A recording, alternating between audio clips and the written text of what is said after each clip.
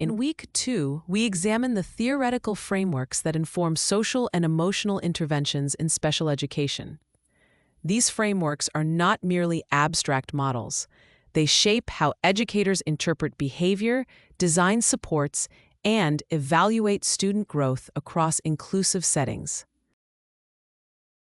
In a rigorous educator preparation context, theory functions as the bridge between observation and intervention, linking classroom practice to evidence-based decision-making. Behavioral theory explains learning through environmental contingencies. Reinforcement, prompting, and shaping can increase adaptive behaviors and reduce barriers to participation. Yet behaviorism alone is limited because it may describe what students do without fully explaining why. Cognitive behavioral theory extends this lens by emphasizing the interaction among thoughts, the motions, and actions. Students' interpretations of events influence self-regulation, persistence, and coping. As a result, interventions that teach self-monitoring, cognitive restructuring, and problem-solving can strengthen emotional competence as well as academic engagement.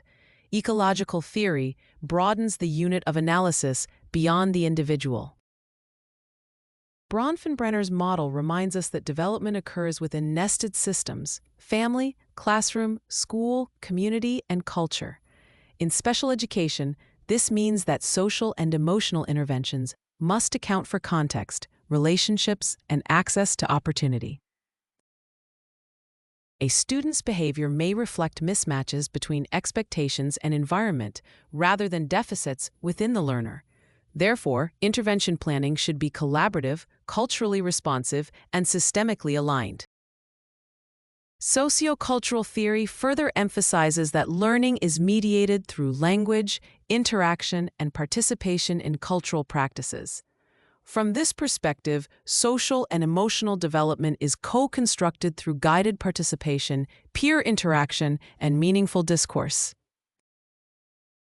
Educators therefore support students not only by teaching skills directly, but also by structuring environments where those skills can be practiced in authentic social contexts.